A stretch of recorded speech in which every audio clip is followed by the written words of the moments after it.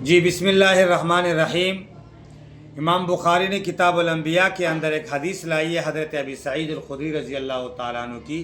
وہ فرماتے ہیں کہ پرانے زمانے کے اندر بنی اسرائیل کے اندر ایک آدمی تھا کہ اس آدمی نے بدماشی میں اور غنڈہ گردی میں تقریباً 99 قتل کیے تھے 99 قتل کیے تھے اس نے، اور وہ اس تلاش میں تھا کہ اللہ پاک مجھے بخش دے۔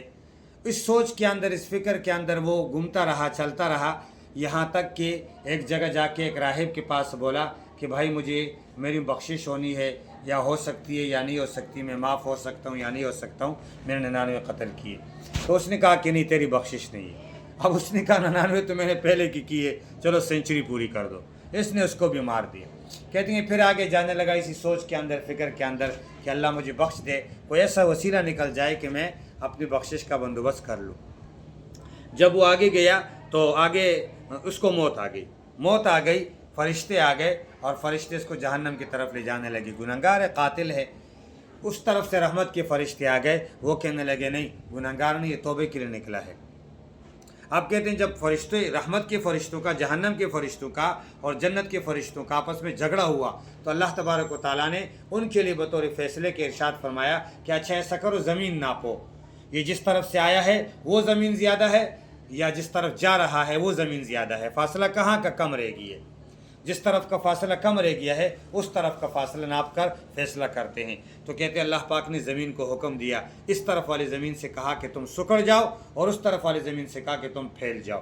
جب فرشتوں نے اس کو ناپا دونوں والے نے، تو وہ جنت کی طرف ہو، بخشش کی طرف ہو جانے والے، اللہ کی طرف رجوع کرنے والی زمین جو تھی وہ کم رہ گئی تھی۔ تو اللہ پاک نے کہا میں نے اپنی رحمت سے اسے معاف فرما دیا۔ اللہ نے اپنی رحمت سے اسے معاف کر دیا، صرف اس ارادے کی نیت سے کہ وہ جس نیت سے وہ جا رہا تھا کہ میری بخشش ہو جائے۔ ابو ہریرہ رضی اللہ تعالیٰ عنہ کی روایت ہے، یہ فرماتے ہیں نبی علیہ الصلوۃ والسلام نے صبح کی نماز پڑھائی اور نماز کے بعد ہمارے ساتھ گپ شپ کرنے لگے۔ یاد رکھنا، نبی علیہ الصلوۃ والسلام کا معمول تھا صبح کی نماز جب آپ پڑھا لیتے تو آپ صحابہ کرام کی طرف مخاطب ہو جاتے، ہاں بھائی کسی نے کوئی خواب دیکھا ہے، کسی کا کوئی مسئلہ ہے، کسی کی کوئی پریشانی ہے، تو وہ بات نبی علیہ الصلوۃ والسلام ان کے ساتھ کرتے۔ تو فرمایا کہ پرانے زمانے کے اندر بنی اسرائیل کے اندر ایک آدمی تھا، وہ گائے کے اوپر گائے کو چرا رہا تھا اور گائے کے اوپر سواری بھی کر رہا تھا۔ تو کہتے ہیں کہ اللہ پاک نے گائے کو زبان دے دی اور اس نے اس کو کہا کہ بے شک ہمیں اللہ پاک نے سواری کے لیے پیدا نہیں کیا، ہمیں اللہ پاک نے کھیتی باڑی کے لیے پیدا کیا ہے، ہمیں اللہ پاک نے کھیتی باڑی کی۔ تو سب کہنے لگے سبحان اللہ، دیکھو گائے کو دیکھو، اللہ پاک نے اس کو زبان دے دی اور اس نے بات کر لی۔ تو گدھا سواری کے لیے ہے، گھوڑا سواری کے لیے ہے، گائے بھینس وغیرہ یہ جو ہیں کام کے لیے ہے اور کھانے کے لیے ہے۔ حضرت ابو ہریرہ رضی اللہ تعالیٰ عنہ کی روایت ہے، یہ فرماتے نبی علیہ الصلوۃ والسلام نے فرمایا پرانے زمانے کے اندر ایک آدمی نے زمین بیچی، دوسرے آدمی نے اس سے زمین خریدی۔ جب وہ اپنی زمین کے اندر حل وغیرہ چلا رہا تھا، کام کاج کر رہا تھا، اچانک زمین کھودی، وہاں سے سونے کا ایک مٹکا نکلا۔ جلدی سے یہ آدمی گیا، اس کو بولا لے لے بھائی، وہ جو آپ نے زمین بیچی تھی میرے اوپر، اس کے اندر سونے کا مٹکا آیا ہے۔ وہ کہنے لگا بھائی نہیں میں اب واپس نہیں لوں گا، یہ تو آپ کی نصیب ہے، میں نے آپ کو زمین بیچ دی ہے، اب یہ مٹکا بھی آپ کا ہو گیا، میں آپ سے مٹکا واپس نہیں لوں گا، یہ آپ کا ہو گیا۔ وہ کہہ رہا نہیں بھائی میں نے زمین خریدی، مٹکا نہیں خریدا، مٹکا آپ کا ہو گیا۔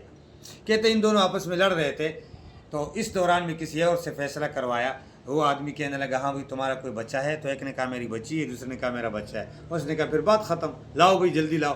اس لڑکی کو بولا کہ یہ لڑکی اس لڑکے کے نکاح میں دے دو، تم دونوں نیک ہو ماشاءاللہ، دونوں دیندار ہو۔ لڑکی کو لڑکے کا نکاح کروایا اور وہ مال بولا تم اس کے اوپر خرچ کرو، تمہاری طرف سے صدقہ ہے۔ حضرت عائشہ رضی اللہ تعالیٰ عنہ کی روایت ہے، یہ فرماتے ہیں نبی علیہ الصلوۃ والسلام کے سامنے ایک کیس آیا، مخزومی عورت تھی، اس نے چوری کی تھی۔ تو جب اس کا فیصلہ نبی علیہ الصلوۃ والسلام کے پاس آیا تو کچھ لوگوں نے اس عورت کو، اس کا نام بھی فاطمہ تھا، اس عورت کو تھوڑا سا بڑا چڑھا کے پیش کیا کہ یہ مالدار ہے، بڑی عورت ہے اور بڑی شان والے لوگ ہیں، بڑے خاندان ہے، اس کا مخزومی خاندان ہے، اس کا ہاتھ نہ کاٹا جائے۔ لیکن یہ بات نبی علیہ الصلوۃ والسلام کو بتانے کے لیے ان کو کوئی مل رہا نہیں تھا کہ یہ بتائے گا کون۔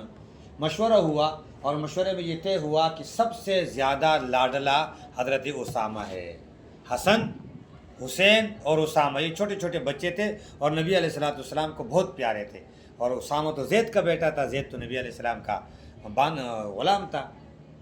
اور بلکہ متبنہ بھی تھا، بٹ بیٹا بنایا ہوا تھا اس کو، تو سمجھ لو لوگوں نے، تو یہ گویا نبی علیہ السلام کا پوتا یا نواسا سمجھ لو آپ، بہت زیادہ خوش ہو گئے کہ بھائی چلو یہ بات کر لے گا، اور نبی علیہ السلام اس کی بات کرنا نہیں کر سکتے۔ کہتے ہیں کہ جب حضور پاک صلی اللہ علیہ وسلم کے پاس گئے تو آپ علیہ السلام نے حضرت اسامہ کی بات سنی اور فرمایا اچھا آپ حدود اللہ میں میرے پاس سفارش کرنے آئے، آپ حدود اللہ میں میرے پاس سفارش کرنے آئے لوگوں کو۔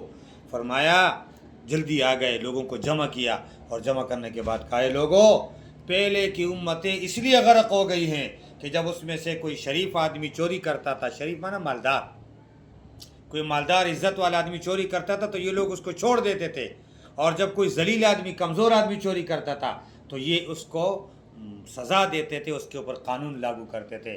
یاد رکھو اسلام نے چور کے ہاتھ کاٹنے کی سزا رکھی ہے، یہ تو مخزومی عورت فاطمہ ہے، اگر میری اپنی بیٹی فاطمہ بھی چوری کرتی تو میں اس کا ہاتھ کاٹ دیتا۔